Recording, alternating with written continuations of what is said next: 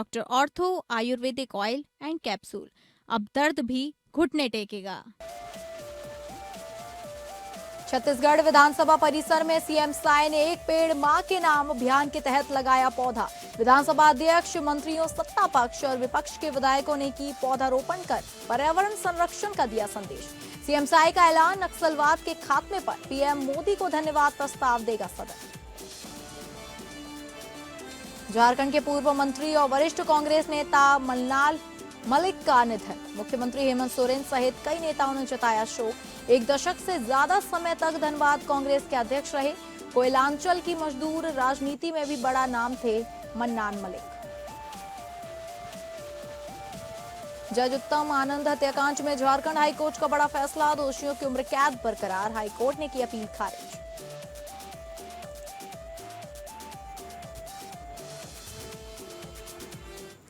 नमस्कार, आप सभी का बहुत स्वागत है स्टेट लाइव में। मैं हूं आपके साथ अंकिता सिंह। स्टेट लाइव की शुरुआत करेंगे छत्तीसगढ़ से। छत्तीसगढ़ विधानसभा परिसर मंगलवार को पर्यावरण और संकल्प का साक्षी बना। मानसून सत्र के दौरान मुख्यमंत्री विष्णुदेव साय ने एक पेड़ मां के नाम अभियान के तहत रुद्राक्ष का पौधा लगाकर शुरुआत की। उनके साथ मंत्रियों, सत्ता पक्ष और विपक्ष के विधायकों ने भी पौधारोपण कर पर्यावरण संरक्षण का संदेश दिया।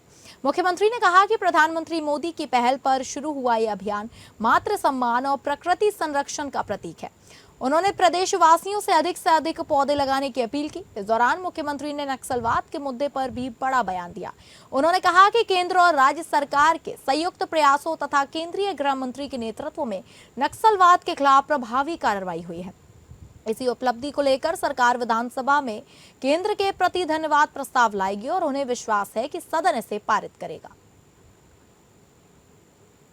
हमारे देश के प्रधानमंत्री जी ने पर्यावरण दिवस 5 जून 2024 को एक पेड़ मां के नाम अभियान शुरू किए और जिसके तहत लगातार 2024 से हम लोग हर साल एक पेड़ मां के नाम से पेड़ लगाते आ रहे हैं। और आज बड़ा सौभाग्य का विषय है कि विधानसभा परिसर में आज एक पेड़ मां के नाम से पौधा लगा रहे हैं।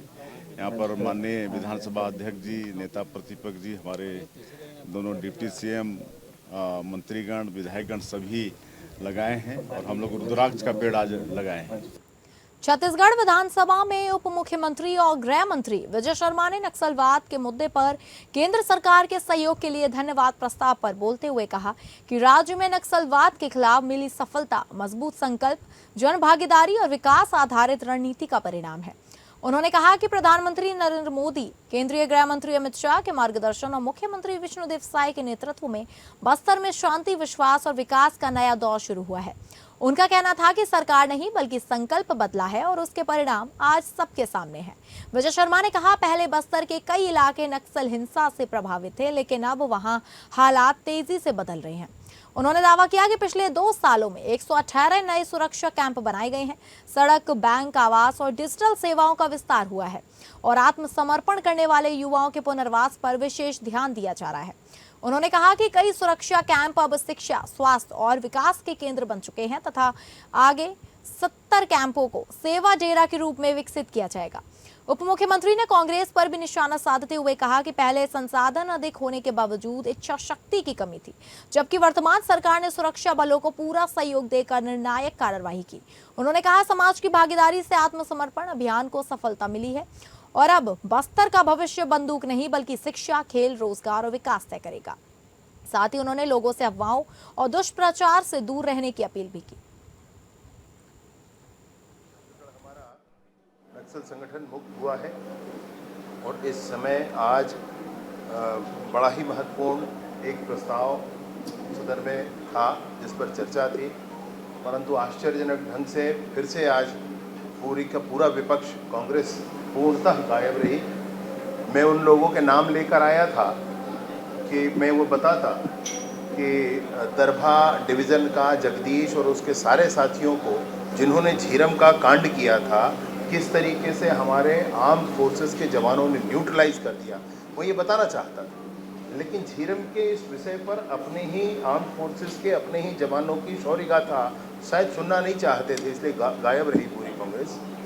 वो लोग इस बात को भी नहीं सुनना चाहते थे शायद कि, या फिर कुछ कह नहीं सकते थे, मुझे ऐसा लगता है कि किस तरीके से 172 जवानों की हत्या करने वाला और ऐसे अनेक अपराधों के में प्रत्यक्ष अप्रत्यक्ष रूप से, झीरम जैसे अपराधों में प्रत्यक्ष अप्रत्यक्ष रूप से संलिप्त रहने वाला हिड़मा किसी का रोल मॉडल कैसे। आम आदमी पार्टी के प्रदेश प्रवक्ता तेजेंद्र ताड़ेकर, प्रदेश अध्यक्ष कर्मचारी विंग विजय झा, प्रदेश प्रवक्ता जयदीप खनूज और प्रदेश मीडिया प्रभारी मिहिर कुर्मियादी द्वारा आयोजित प्रेस कॉन्फ्रेंसिंग में प्रदेश सरकार पर तीखा हमला बोलते हुए कहा कि यह सरकार अनियमित कर्मचारियों और बेरोजगार युवाओं के साथ खुला धोखा कर रही है। चुनाव के समय बड़े बड़े वादे करने वाली सरकार अब पूरी तरह अपनी जिम्मेदारियों से भागती नजर आ रही है। पार्टी के नेताओं ने कहा कि प्रदेश में 7,30,000 से अधिक अनियमित कर्मचारी हैं जो कि सालों से खून पसीना बहा रहे हैं, लेकिन सरकार उन्हें नियमित करने के बजाय सिर्फ झूठे आश्वासन देकर उनका शोषण कर रही है। यह सरकार कर्मचारियों के भविष्य के साथ खिलवाड़ कर रही है और उन्हें असुरक्षा की खाई में ढकेल रही है। आम आदमी पार्टी ने राज्य सरकार से मांग की है कि सभी पात्र अनियमित कर्मचारियों को तत्काल नियमित किया जाए। बेरोजगार युवाओं के लिए सम्मानजनक बेरोजगारी भत्ता तुरंत लागू किया जाए। बेरोजगार युवाओं को जल्द सरकारी नौकरी में रोजगार दिया जाए। भर्ती प्रक्रियाओं में भ्रष्टाचार और देरी पर तुरंत रोक लगाई जाए। आम आदमी पार्टी यूथ विंग द्वारा बेरोजगारी भत्ते की मांग को लेकर 1 अगस्त से हस्ताक्षर अभियान चलाया जाएगा। इसके अलावा यूथ विंग प्रदेश के विभिन्न कर्मचारी संगठनों के साथ मिलकर नियमितीकरण की मांग तेज करेंगे और अलग अलग तरह से आंदोलन चलाएगी। जो कर्मचारी अलग अलग विभागों में जो नियमित रूप से कार्यरत हैं, जिनकी संख्या लगभग मोटा मोटा आंकड़ा हम लोग प्रस्तुत करें तो 7 लाख के आसपास उनकी संख्या है, जो सारे विभागों में कर्मचारी हैं। ऐसे कर्मचारियों को सरकार को नियमित करना चाहिए और नियमितीकरण अगर सरकार नहीं करती तो सरकार को स्पष्ट करना चाहिए कि सरकार नियमितीकरण नहीं करना चाहती। तो आने वाले समय में हम ऐसी व्यवस्था, आम आदमी पार्टी चुनाव में जाएगी, आम आदमी पार्टी आने वाले विधानसभा चुनाव में जाएगी, तो हम लोग उस तरीके से उन लोग के लिए कार्य योजना बनाएंगे। हमारे पास जो कार्य योजना है, अगर छत्तीसगढ़ सरकार नहीं करना चाहती तो स्पष्ट करें कि हम छत्तीसगढ़ में युवाओं को नियमितीकरण नहीं करेंगे। मैं इसलिए ये शब्द बोल रहा हूँ कि लगातार पिछले भाजपा सरकार ने भी, जब 15 साल की भाजपा की रमन सिंह की सरकार थी, उस समय भी वादा किया गया था कि हम लोग नियमित करेंगे कर्मचारी को। अब बात करेंगे झारखंड की, जहां झारखंड सरकार के पूर्व मंत्री 83 वर्षीय मन्नान मलिक के निधन से राजनीतिक हलकों में शोक की लहर बनी हुई है। दरअसल पूर्व मंत्री काफी समय से बीमार चल रहे थे और मंगलवार की सुबह रांची के पल्प अस्पताल में उनकी अंतिम उन्होंने सांस ली। कल रांची स्थित कांग्रेस कार्यालय में उन्हें अंतिम विदाई दी गई, जिसके बाद विधानसभा में उनके पार्थिव शरीर को अंतिम दर्शन के लिए रखा गया था। वहां मुख्यमंत्री हेमंत सोरेन के साथ कई नेताओं ने श्रद्धांजलि अर्पित करते हुए दिवंगत नेता को आखिरी विदाई दी। मन्नान मलिक पहली बार 2009 में कांग्रेस के टिकट पर धनबाद विधानसभा क्षेत्र से विधायक बने और हेमंत सोरेन सरकार में वे कांग्रेस कोटे से मंत्री भी बने थे। मन्नान मलिक का कांग्रेस के साथ पूरे कोयांचल की मजदूर राजनीति में भी बड़ा नाम था, जिन्होंने राष्ट्रीय कोलियरी मजदूर संघ एवं राष्ट्रीय कोलियरी मजदूर यूनियन के कार्यकारी अध्यक्ष के तौर पर काम किया था। तो वहीं श्रमिकों के अधिकारों की लड़ाई लड़ने वाले प्रमुख नेताओं में भी उनकी बड़ी पहचान थी, जिससे खास तौर पर धनबाद की राजनीति में उनका विशेष प्रभाव रहा। मन्नान मलिक ने अपने सार्वजनिक जीवन की शुरुआत बिहार के मुख्यमंत्री रहे अब्दुल गफूर अब्दुल के निजी सचिव के रूप में की थी, जिसके बाद उन्होंने सक्रिय राजनीति में कदम रखते हुए कांग्रेस संगठन को मजबूत बनाने में कई प्रकार से महत्वपूर्ण भूमिका निभाई। अपने जीवन काल में लंबे समय तक कांग्रेस के धनबाद जिला अध्यक्ष रहने के साथ साथ वे संगठन को जमीनी स्तर पर मजबूत करने का भी काम करते रहे। जनहित और विकास से जुड़े कई मुद्दों पर सक्रिय रहने के साथ साथ मन्नान मलिक का श्रमिक आंदोलन से भी गहरा जुड़ाव था। आपको बता दें कि राष्ट्रीय कोलियरी मजदूर संघ और राष्ट्रीय कोलियरी मजदूर यूनियन के कार्यकारी अध्यक्ष के रूप में दिवंगत नेता ने कोयला क्षेत्र के श्रमिकों की समस्याओं को प्रमुखता से उठाया और मजदूरों के अधिकार, सामाजिक सुरक्षा, बेहतर वेतन और कार्य परिस्थितियों में सुधार के लिए अपने योगदान से वे लंबे समय तक याद किए जाएंगे। कहा जाए कि ये सब वो लोग हैं जो लोग देश आजादी के गवाह हैं। ये हम सब लोगों के लिए, नई पीढ़ी के लिए बहुत गौरव की बात है। निश्चित रूप से आज जो वो हमारे बीच नहीं है। एक लंबे समय तक इन्होंने कांग्रेस के लिए अपने आप को समर्पित किया। और सबसे ज्यादा ये ऐसा व्यक्ति थे जो हिंदू, मुसलमान, सिख, ईसाई किसी का गट्टा पकड़ के बात। झारखंड में महिला आरक्षण से जुड़े नारी शक्ति वंदन अधिनियम को लेकर लागू करने की मांग को तेज करते हुए अब प्रदेश महिला कांग्रेस ने दिल्ली स्थित संसद भवन का घेराव करने की चेतावनी दी है।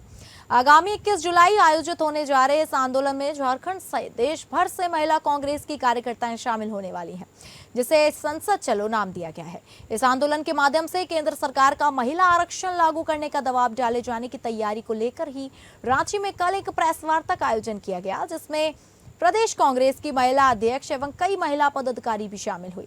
तो वहीं झारखंड से दिल्ली जाने की तैयारी पर प्रदेश महिला कांग्रेस की सह प्रभारी सुधा प्रसाद ने कहा कि आंदोलन आक्रामक होगा और केंद्र सरकार को महिला आरक्षण लागू करना होगा। उन्होंने ये कहा कि आंदोलन तब तक जारी रहेगा जब तक यह लागू नहीं हो जाता। इसी बीच प्रदेश महिला कांग्रेस अध्यक्ष रमा खलको ने बताया कि इस आंदोलन में हजारों की संख्या में महिलाएं भाग लेंगी। झारखंड के हर जिले से महिला कांग्रेस के कार्यकर्ता इसमें भाग लेने के उत्साहित हैं। दिल्ली जाने के लिए ट्रेनों में टिकट भी ले लिया गया है। इसके अलावा उन्होंने कहा कि केंद्र की मोदी सरकार बार बार झूठ बोलने का काम कर रही है और कांग्रेस पर महिला आरक्षण विरोधी होने का आरोप लगा रही है। 2023 में महिला आरक्षण बिल संसद के दोनों सदनों से पारित हुआ था, लेकिन परिसीमन की आड़ में से लटकाने के लिए ये सोची समझी साजिश की गई थी और इसका दोषारोपण कांग्रेस पर मढ़ने की कोशिश की गई।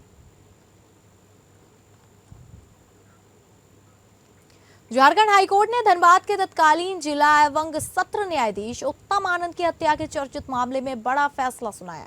अदालत ने इस मामले में दोषी ठहराए गए लखन कुमार वर्मा और राहुल कुमार वर्मा की उम्र कैद की सजा को बरकरार रखा। दोनों ने सीबीआई की विशेष अदालत के फैसले को हाईकोर्ट में चुनौती दी थी, लेकिन अदालत ने उनकी अपील खारिज कर दी। जस्टिस रोंगोन मुखोपाध्याय और जस्टिस प्रदीप कुमार श्रीवास्तव की खंडपीठ ने कहा कि यह घटना बेहद गंभीर और न्यायपालिका की सुरक्षा पर सीधा हमला थी। अदालत ने अपने फैसले में कहा कि मामले के रिकॉर्ड और उपलब्ध सबूतों से दोनों आरोपियों की भूमिका साफ तौर पर साबित होती है, इसलिए निचली अदालत के फैसले में दखल देने की कोई वजह नहीं है। धनबाद स्थित सीबीआई की विशेष अदालत ने 6 अगस्त 2022 को लखन कुमार वर्मा और राहुल कुमार वर्मा को जज उत्तम आनंद की हत्या का दोषी मानते हुए उम्र कैद की सजा सुनाई थी। दोनों ने इसी फैसले के खिलाफ झारखंड हाईकोर्ट में अपील दायर की थी।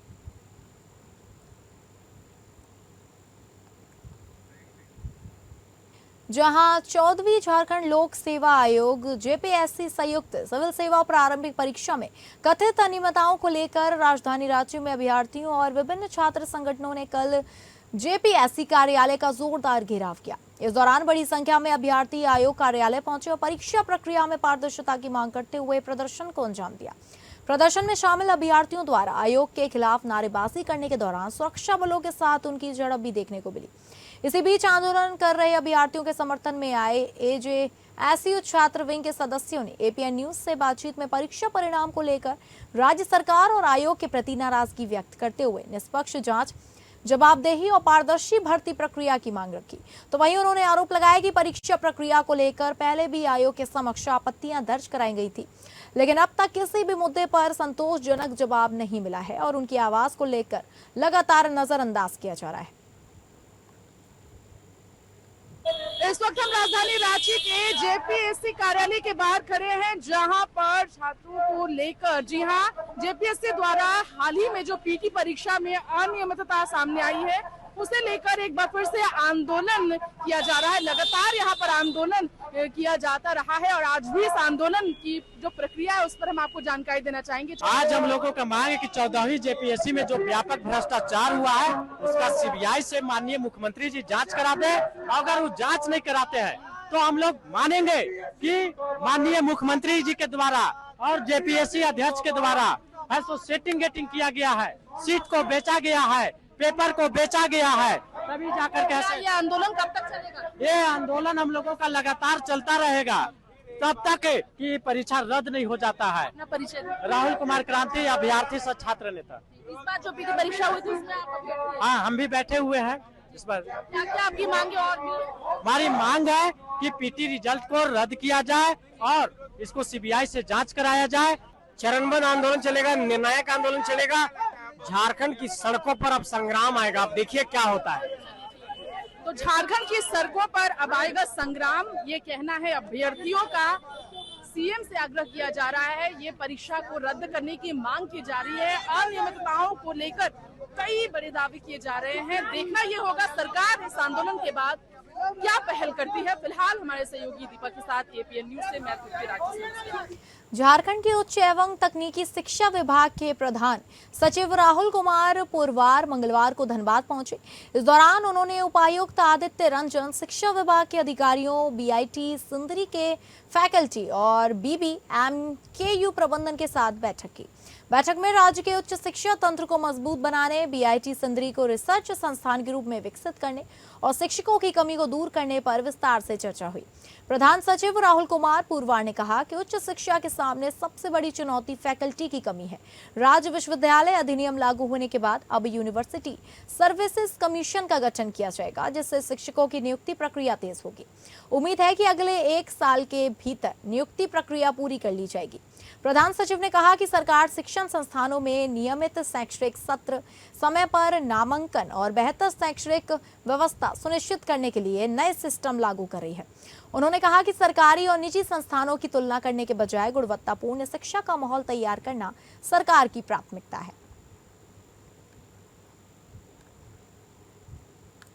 यहाँ पे आने का देखिए, बीआईटी सिंदरी आपका बहुत पुराना इंस्टीट्यूशन है यहाँ पर, और जो बीबीएमकेयू यूनिवर्सिटी बनी हुई है उस पर अभी नया यूनिवर्सिटी है, उसकी गतिविधियों को तो ओवरऑल हायर एजुकेशन इकोसिस्टम को कैसे इम्प्रूव कर सकते हैं धनबाद में, उसी प्रयास में हम लोग यहाँ पर विजिट किए हुए हैं।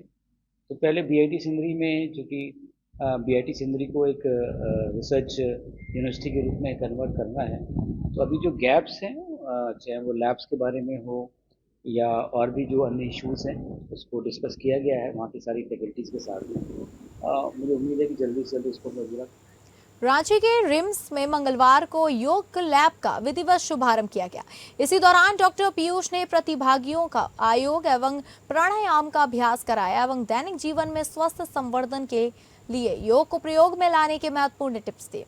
इस अवसर पर योग एवं प्राणायाम का थायराइड विकारों पर प्रभाव विषय पर एक बहुकेंद्रीय शोध अध्ययन का शुभारंभ किया गया।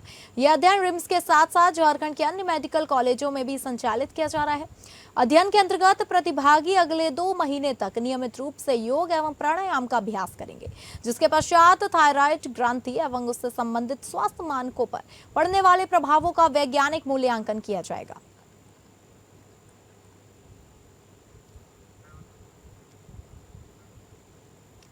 इस्कॉन धनबाद जगजीवन नगर द्वारा 16 से 19 जुलाई तक 4 दिवसीय श्री जगन्नाथ रथ यात्रा महोत्सव 2026 का भव्य आयोजन किया जाएगा।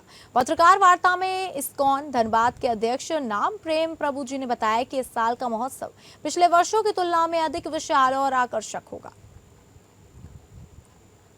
हमारा 3 दिन 17, 18, 19 जो हमारा कल्चरल प्रोग्राम रहता है वो एकदम भव्य रहते हैं। हमारे धनबाद के डीपीएस, सरस्वती चंद्रा माता जी, छोटन प्रभु, इन सबके टीम्स के साथ साथ बाहर से भी बीयूचयू हैदराबाद, हमारे जो स्टूडेंट्स हैं, काफी लोग बाहर से भी परफॉर्म करने आते हैं और ये बहुत ही अच्छा रहता है। जिनका पूरा डेडिकेटेड टू जगन्नाथ और कृष्णा का परफॉर्मेंस होता है। सब क्लासिकल डांस का परफॉर्मेंस होता है जगन्नाथ के लिए। जैसे हम लोग जानते हैं कि पुराने समय से देवदासियां चले आ रहे हैं, ठाकुर जी ये नृत्य देखते हैं। इवन हमारे रथ में जब रथ प्रारंभ होता है उससे पहले जगन्नाथ ओडिसी परफॉर्मेंस देखते हैं, तब जाके रथ चालू होता है। ये अनंत कालों से चले आ रहे हैं, इसी को हम लोग फॉलो करते हुए हम बहुत अच्छा कल्चरल प्रोग्राम का हम लोगों ने आयोजन किया है।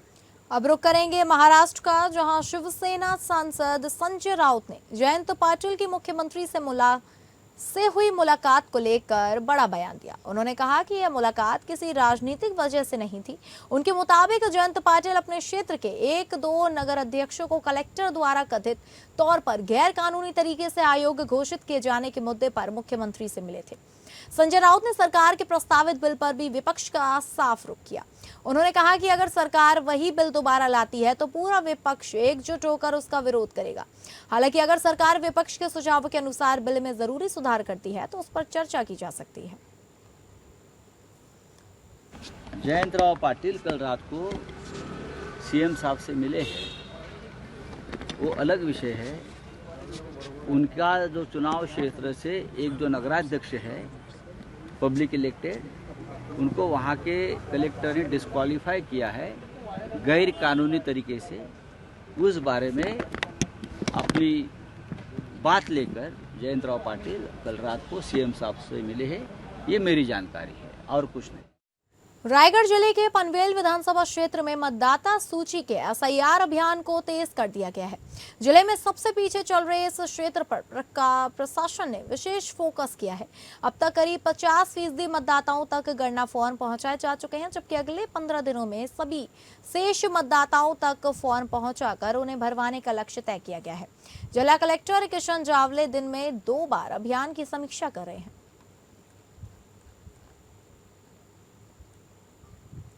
कल्याण रेलवे स्टेशन परिसर में चल रहे संगठित देह व्यापार रैकेट का पुलिस ने बड़ा खुलासा किया। पुलिस ने रैकेट के मुख्य आरोपी तौफिक उर्फ टोपिया सैयद और पिता और मिता नारायण बारिक को पश्चिम बंगाल से गिरफ्तार किया है। इस कार्रवाई के दौरान 20 पीड़ित महिलाओं को रैकेट के चंगुल से मुक्त कराया गया। मामले में कुल 9 आरोपियों के खिलाफ मकोका के तहत कार्रवाई की गई है।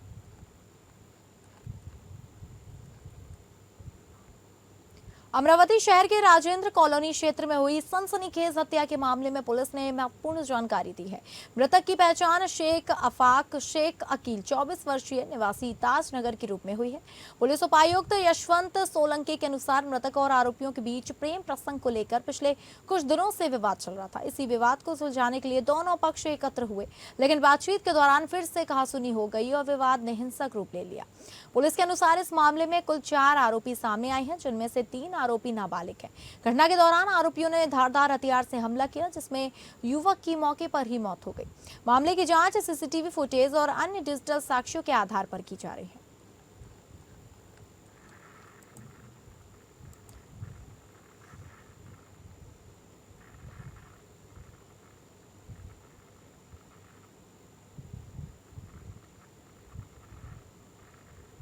तो फिलहाल स्टेट लाइव में बस इतना ही। नमस्कार।